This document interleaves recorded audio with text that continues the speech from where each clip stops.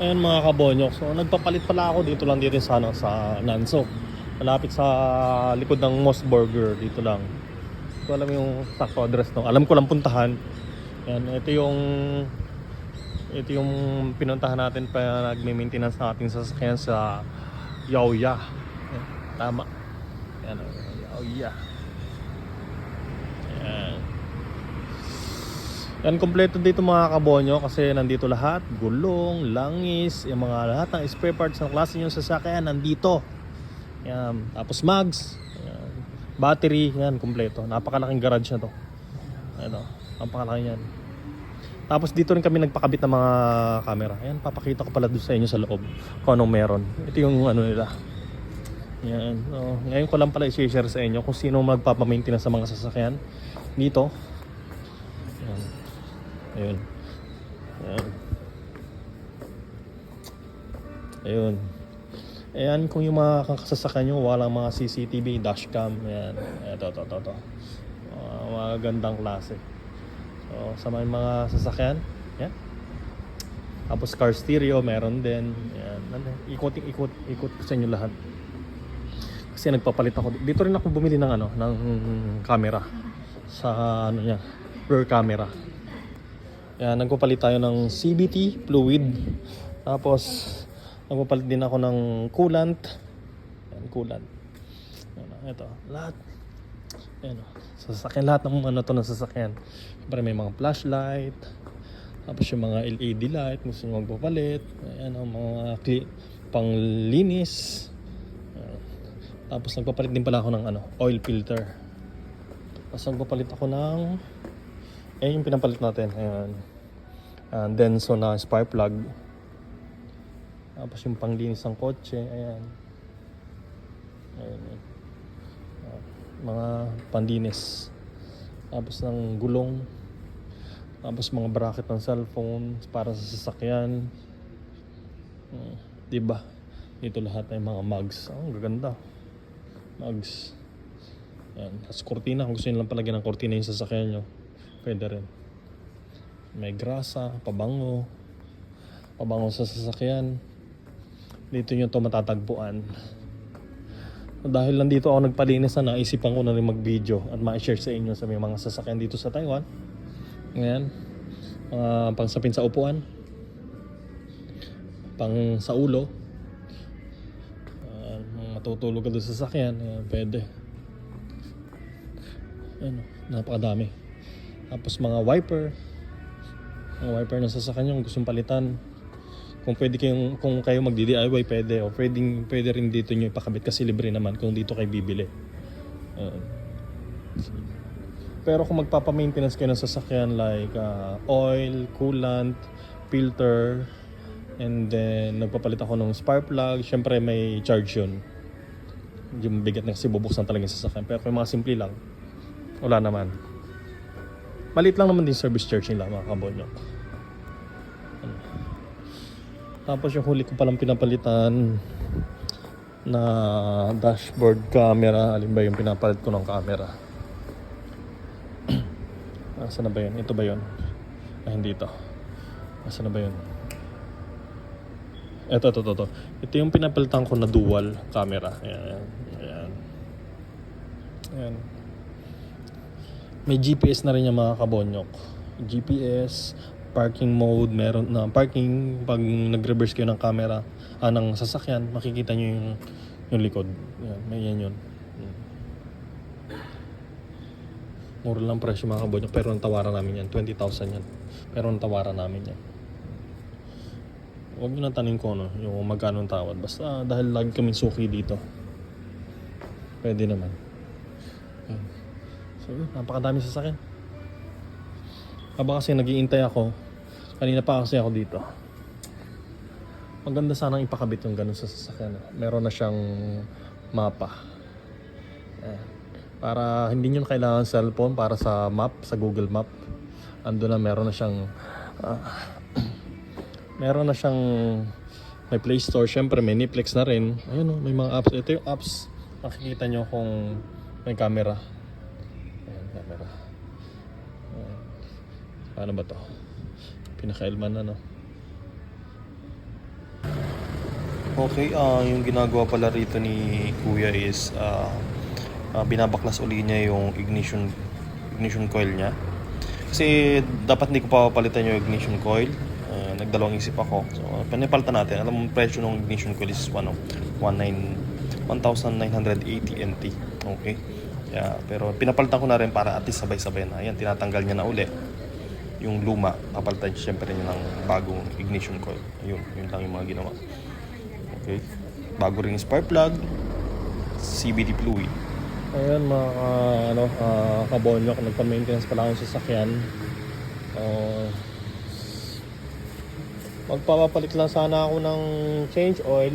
Ayan, hindi lang change oil lang inabot. Nagpalit tayo ng spark plug, brake fluid, tapos tawag dito CVT fluid, ang filter, tapos nagpa-change coolant na rin ako. Ayan, coolant.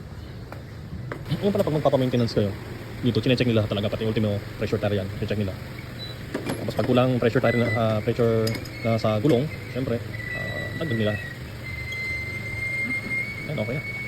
Ang ating baby boy. Ang ating baby boy natin, okay na, pwede na ulit igala. Ayan, di ba? Bagong brake fluid, bagong coolant. Medyo ano na talaga yung yung suspension niya sa harap, medyo malambot na, kaya na napalitan. So susunod na yan, medyo masakit na yung ating gastos ngayong araw. Aray ko, ang gastos mo Kuya Jaburns. Tapos ang kalating buong sahod ni Kuya Jaburns dito sa maintenance sa sasakyan. Pero ganun talaga. Dito kasi sa Taiwan mga kabonyo, mahigpit sa mga maintenance sa mga sasakyan lalo sa gulong. Sinecheck talaga yan. Kailangan pag sinabihan kong papalitan talaga. Yan, di ba? Yan, ano naman yan, ng coolant. Coolant is the key. Hindi ko pala tapos ito. Ngayon pala ikakabit yung sa salpang coolant. Dinrain lang kanina pala. Mag-drain lang.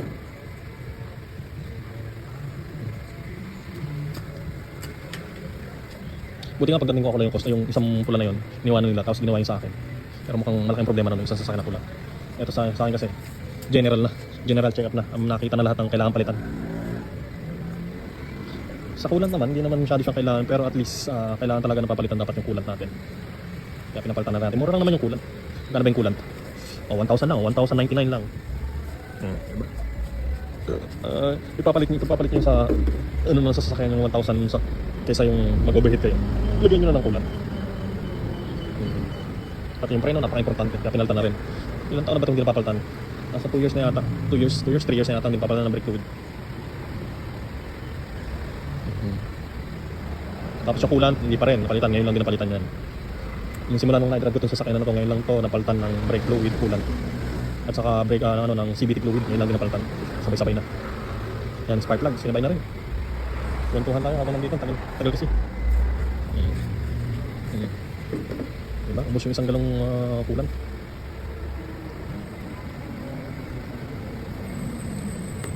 Diba? Tapos yung battery pala nito, isang taon na ba? Napapalitan ko na rin bago na pala battery nito. Kasi nakaraan natin lang sa basement, nalobat, ayun, wala na, hindi na. Kailangan palitan ng battery. Yung matagal na rin kasi yung battery hindi napalitan. Ayun. Yan, pinapump niya para umikot yung yung coolant. Ayun, papanda rin na yan. Wow. Walang ano yung makina ngayon. Walang kagalaw-galaw pag start.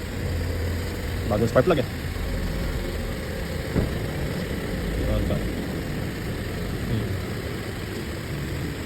Yan, tabang maandar yan. Bababahin coolant yan kasi masisiksik yung coolant. Masisiksik. At least makatatanggal yung mga hangin-hangin sa loob. Kailangan panda rin. Para yung coolant matanggal yung hangin. Tapos double check niya yung mga kasi tinanggal din yung gulong, tinek na kasi change tayo ng ng brake fluid. Pag bleeding sila, tinanggal yung gulong. Yun. Tinecheck lahat yung ni-ensure na talagang lahat ng nut ay mahigpit. Diba? Ganun. Sulit. Pumunta ako rito ng mga alas 2. Tapos ngayon anong oras na? Anong oras na ba? Alas 5. Alas 5. Bale, magtapos na rin naman tayo. Pinapanood ko silang gumawa, at least may natututunan tayo mga kabonyo. At least pag tayo magdi-DIY, yan. Parang naman tayo mag-DIY, siyempre maganda pa rin yung total, bibili ka rin ng pang-palit. Bakit tayo ang gagawa? Di paggawa mo sa kanila, libre lang naman. Kung may charge man, konti lang. Parang nakita kong charge yata 300. Ganun. Tapos yung wiper fluid naman ito, ako na nagre-refill yan.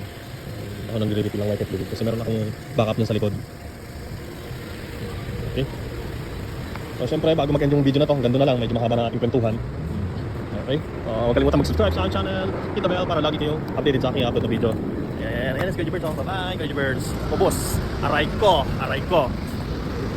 Pala update, hindi pa pala tapos. Yan, konti na lang yung coolant. Mababa na. Tapos, yung makina natin, no? Walang palag-palag. Tahimik na tahimik pa. Kaya mas maganda talaga pag may sasakyan talagang well-maintained. Maintenance talaga dapat. Pag may kailangan palitan nyo na. Huwag nyo nang patagalin pa. So, yung shock natin, mga kabonyo, so sunod na lang, masakit na eh.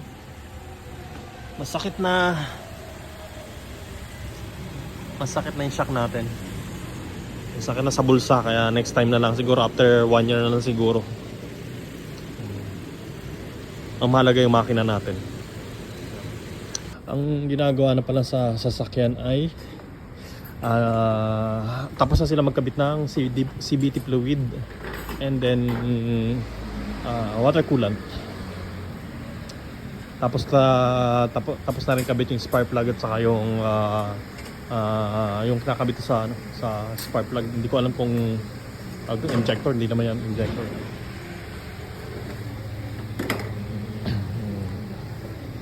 And tapos na rin yung coolant. Tapos na tayo. Okay. Mabayad na tayo dun sa loob. Ito namang kabila, dumadating na umuusok, naputol yung hose nung niya, nung reservoir ng coolant. Kaya nag-usok-usok siya.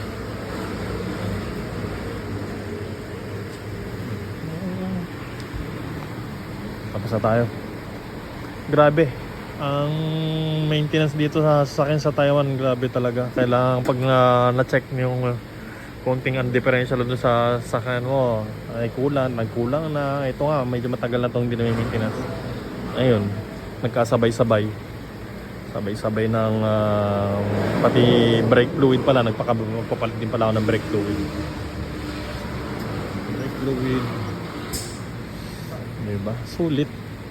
Ang next na project naman natin, baka next year papalit naman tayo ng rear shock naman, kasi medyo yung shock niya medyo malambot na. Ayun.